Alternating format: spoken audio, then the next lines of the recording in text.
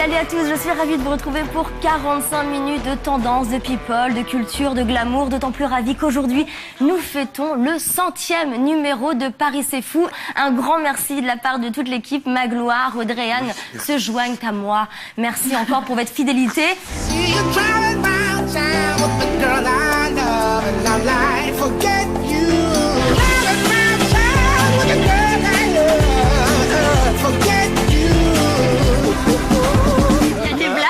Tout le temps, dans tous vos films récurrents sur les Chinois. Est-ce qu'ils vous font peur, les Chinois?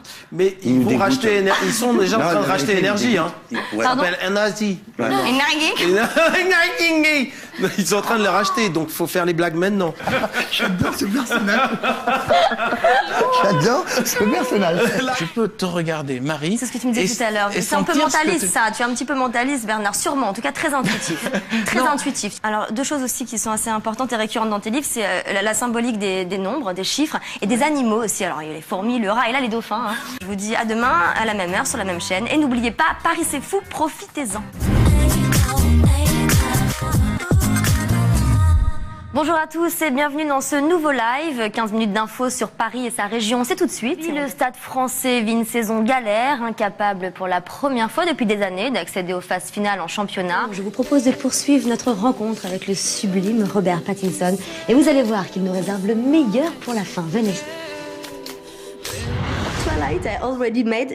La saga Twilight a déjà rapporté plus de 2 milliards de bénéfices. C'est énorme, j'espère qu'ils t'ont au moins donné la moitié. 1 milliard? Non. Non. Alors là, t'as mis 3 ans avant de faire cet album. Par contre, il s'est fait en 1 mois et demi. Est-ce qu'on peut parler d'album éclair? Parce que c'est quand même assez dingue d'arriver à boucler un album en si peu de temps. C'est la première fois. D'habitude, je consacre beaucoup plus de temps sur mes albums, surtout sur le 3e, en fait. Parce que...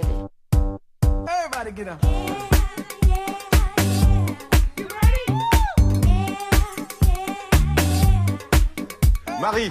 Jusqu'à présent, toutes les comédies de Dorothea, toutes les comédies musicales se transforment en succès. Hein. Il y a eu Le Roi Soleil, Les 10 Commandements, Mozart, l'opéra rock.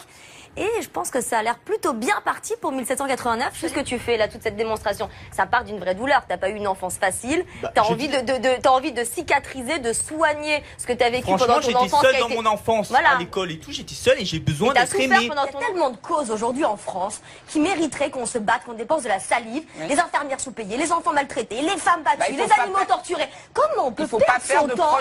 Mais comment on peut perdre son temps? Je suis désolé, ça va pas passer en catimini. Mais on s'en fout. De toute façon, ces mecs-là, ils les adoptent, les mômes. Alors vaut mieux que ça soit légal. En tout cas, une chose est sûre, leurs rêves professionnels sont aussi présents dans leur tête que leur envie de réussir. Les grandes histoires, ma vie au lycée, une nouvelle série inédite présentée par Marine Bonnat, de la rentrée à 20h50 sur Énergie 12. Merci beaucoup Garou d'avoir accepté cet entretien. J'étais vraiment très contente de te rencontrer. Je te fais un bisou. Et est-ce que tu peux me jouer un dernier petit air de musique, je sais pas, une chanson de Noël? De Noël, allez. Ça, on se quitte en beauté. May your days be merry and bright.